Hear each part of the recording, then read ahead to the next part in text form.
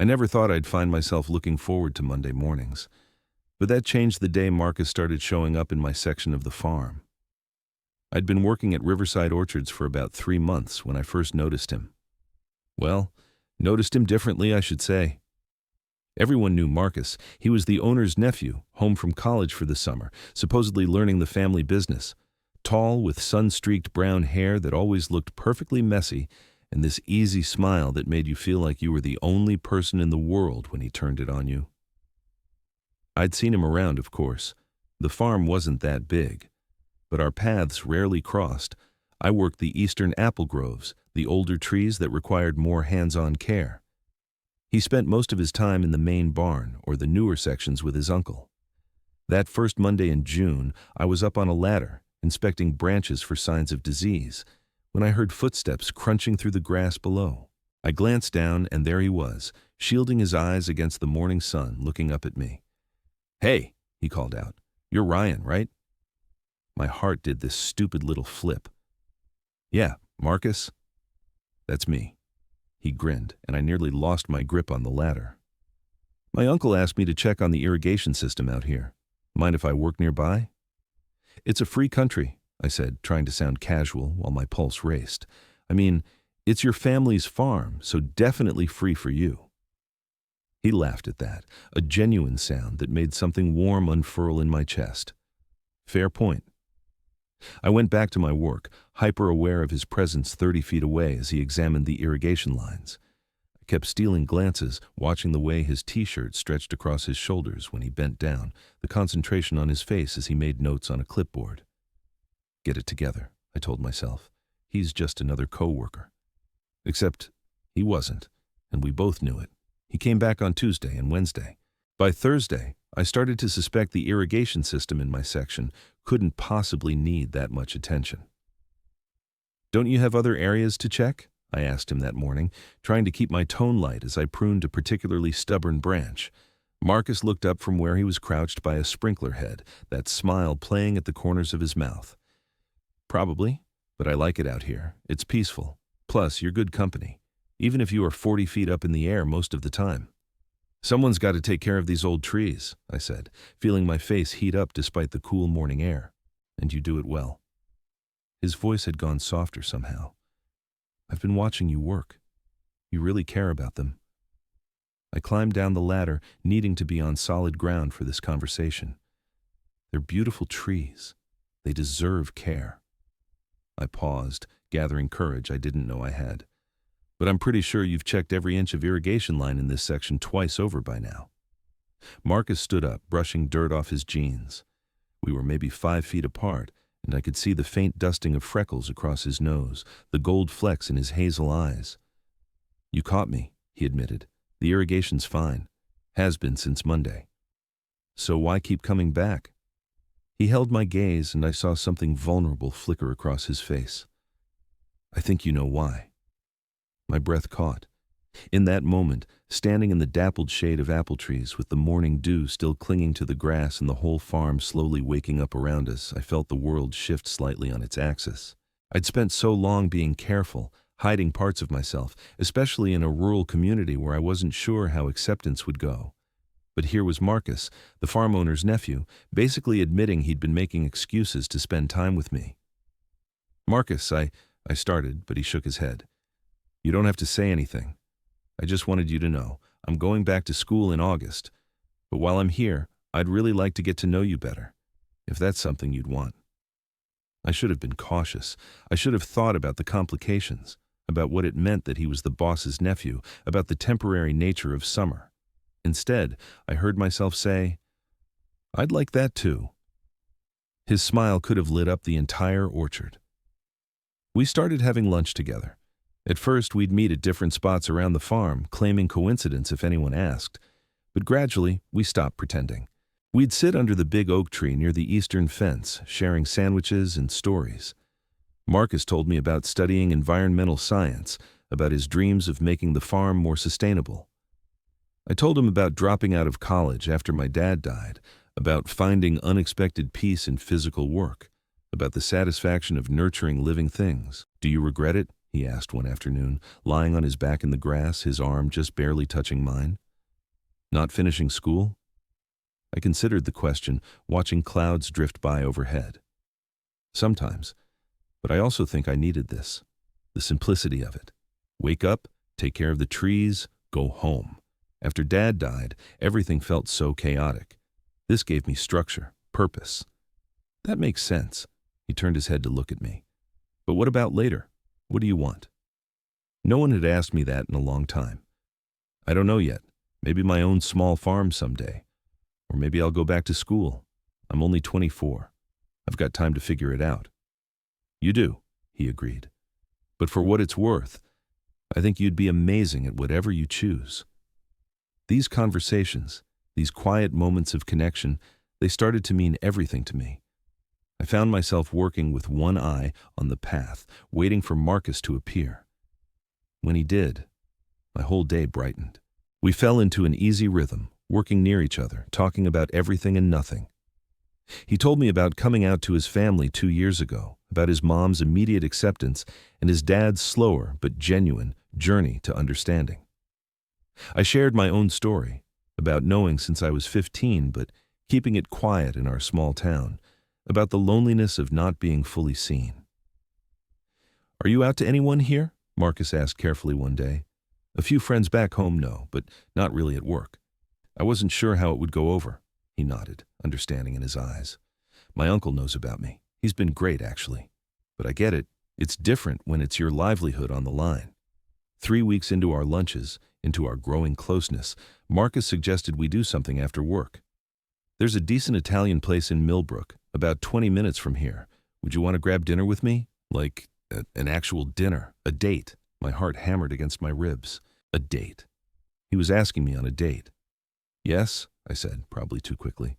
"I'd really like that." That Friday, I changed my shirt 3 times before settling on a simple blue button-down that my sister once said brought out my eyes. I met Marcus in the farm parking lot, and the look on his face when he saw me made all the wardrobe anxiety worthwhile. "You look great," he said, and I could hear the sincerity in his voice. "So do you." And he did. Dark jeans, a gray Henley that hugged his frame perfectly, his hair still slightly damp from a shower.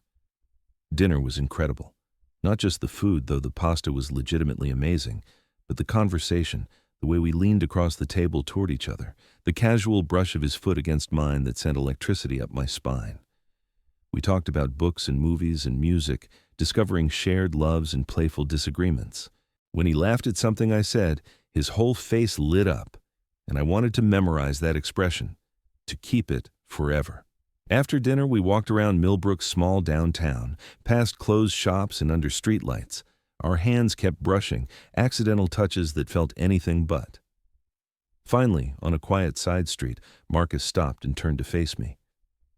"I'm really glad you said yes to tonight," he said softly. "Me too." My voice came out barely above a whisper. He reached up, gently tucking a strand of hair behind my ear, and the tenderness of the gesture nearly undid me. "Can I kiss you?" I nodded, not trusting my voice, and then his lips were on mine, soft and sure. The world fell away. There was only Marcus, the warmth of his hand cupping my face, the gentle pressure of his mouth, the way he sighed against my lips like he'd been waiting for this as long as I had. When we finally pulled apart, we were both smiling like idiots. "Wow," I breathed. "Yeah," he agreed. "Wow." We started spending almost all our free time together. After work, we'd drive to nearby towns, exploring, finding little diners and parks and bookstores. On weekends, Marcus would pick me up early, and we'd hike the trails around the county, talking for hours or sometimes just walking in comfortable silence, hands linked between us. He introduced me to his favorite coffee shop, a tiny place with mismatched furniture and the best lattes I'd ever tasted. I took him to the lake where I'd spent summers as a kid, and we swam until the sun set, then sat on the dock, his arm around my shoulders, watching stars emerge. But always, in the back of my mind, was August, the end of summer, the end of us. I tried not to think about it. I focused on the present, on the gift of each day with Marcus. But as July melted into its final weeks, The awareness grew heavier. Marcus would return to school 3 states away. I'd stay here, in this small town, tending apple trees and trying to figure out my life. We hadn't talked about it, both of us seemingly content to exist in our bubble of present happiness. Until we couldn't anymore. It was a Tuesday evening, mid-July. We were at Marcus's apartment, a small place above the farm's main office that his uncle let him use for the summer. We'd made dinner together, laughing as I nearly set off the smoke alarm with my ambitious attempt at stir-fry. Now we were on his couch, my head on his chest, his fingers running through my hair. Some old movie played on the TV, but neither of us was really watching. "Ryan," Marcus said quietly, and something in his tone made me lift my head to look at him. "We need to talk about August." My stomach dropped. "I know. I go back to school in 3 weeks." He cupped my face in his hand, his thumb stroking my cheekbone. "And I don't want this to end." "Marcus, you're 3 states away. You have a whole life there, school and friends, and none of it means as much as this. As you." His eyes were intense, earnest. "I know it's only been a couple months. I know that's not a lot of time. But Ryan, I'm falling for you. Actually, I think I've already fallen." Tears pricked at my eyes. "I've fallen too. But that doesn't change geography." "What if I took a semester off?" he said suddenly. "Or transferred schools? There's a state university only an hour from here. I could—" "No." I sat up fully, turning to face him. "Marcus, you love your school. You're doing important work there. I'm not letting you derail your education for a guy you met this summer." "You're not just a guy I met this summer," he said fiercely. "You're the person who makes me want to get up in the morning. You're the person I think about constantly. You're the one who gets me, really gets me, in a way no one else ever has." I felt the same way, God help me. But I forced myself to be rational. "And what happens in 4 years when you graduate and get some amazing job opportunity across the country? What happens when you realize you gave up too much for someone you barely know?" "I know you," Marcus insisted. "Maybe not every detail of your history, but I know who you are. I know you're kind and funny and you care so deeply about everything you do. I know you make me better. Isn't that enough?" I wanted to say yes. I wanted to throw caution to the wind and believe that love conquered all, but I'd learned the hard way that life wasn't that simple. "I don't know," I admitted. "I'm scared, Marcus. I'm scared of holding you back. I'm scared of getting hurt when you realize I'm not worth the sacrifice." He pulled me close, wrapping his arms around me tightly. "You could never hold me back, and you're worth everything." We stayed like that for a long time, holding each other, not solving anything but taking comfort in the closeness. That night as I drove home under a sky full of stars, I felt torn in two. Part of me wanted to grab onto Marcus with both hands and never let go. The other part, the part that had learned to protect itself, whispered that this was temporary, that I should guard my heart better. The next few weeks were bittersweet. We spent every possible moment together, but now there was an urgency to it, a desperate quality that hadn't been there before. We made love with an intensity that left us both breathless and clinging to each other. We talked late into the night about everything from philosophy to our favorite childhood memories, as if we could somehow compress a lifetime of knowing each other into these fleeting weeks. Marcus brought up the future several more times. He researched transfer options, looked into remote learning possibilities. Each time, I gently steered the conversation away, unable to bear the thought of him reshaping his entire life around me, around something so new and uncertain. A week before he was scheduled to leave, we had our first real fight. "Why won't you even consider it?" Marcus demanded. We were in the orchard, ostensibly working, but the tension between us had been building all day. "Why won't you let me try to make this work?" "Because I'm being realistic," I shot back. "Because one of us has to think about the practicalities instead of just the feelings." "The feelings are what matter." His voice rose, frustration evident. "I love you, Ryan. Doesn't that count for something?" The words hung in the air between us. It was the first time either of us had said it out loud, and of course it came in the middle of an argument. "Of course it counts," I said, my own voice breaking. "God, Marcus, of course it does. But love isn't always enough. What about when you resent me for making you give up your dreams? What about when the novelty wears off and you realize you've tied yourself to someone who doesn't even know what he wants from life? Is that really what you think? Marcus looked stricken. That this is novelty? That I don't see a real future with you? I think you're 22 and you've got your whole life ahead of you, I said tiredly. I think you should go back to school, finish your degree, and see what happens. Maybe we're supposed to be together, but maybe we're supposed to be a beautiful summer that we both remember fondly. I don't want a memory, Marcus said quietly. I want you. I closed my eyes against the tears threatening to spill over. I want you too, but I also want what's best for you, even if that's not me. We didn't resolve it that day, or the next. The fight left a bruise on our remaining time together, a sadness that colored everything. We still spent our evenings together, still held each other, but something had shifted. On Marcus's last night, we drove out to the lake. It was where we'd had some of our best times, and it seemed fitting to end there. We sat on the dock, feet dangling in the water, watching the sun set in brilliant oranges and pinks. I'm not giving up on us, Marcus said into the quiet. I know you think I should, but I'm not. I'm going back to school because, you're right, I need to finish. But I'm coming back for Thanksgiving and Christmas and every break I have, and I'm calling you every day. And if you'll let me, I'm going to prove to you that this is real, that it's worth fighting for. Tears streamed down my face. Marcus, I love you, he said firmly. And I know you love me too, even if you're too scared to say it. So I'll say it enough for both of us until you're ready.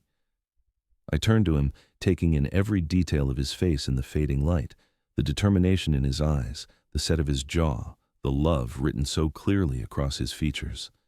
And I realized that in trying to protect us both, I'd been pushing away the best thing that had ever happened to me. I do love you, I whispered. I'm terrified, but I love you so much. He kissed me then, soft and sweet and full of promise. When we pulled apart, he pressed his forehead against mine. We're going to make this work, he said. Long distance is hard, but we're harder. We're going to call and text and video chat until we're sick of each other's faces. I'm going to come back whenever I can. And you're going to think about what you want from your life, really think about it, without worrying about how it affects me. Deal? I laughed through my tears. Deal.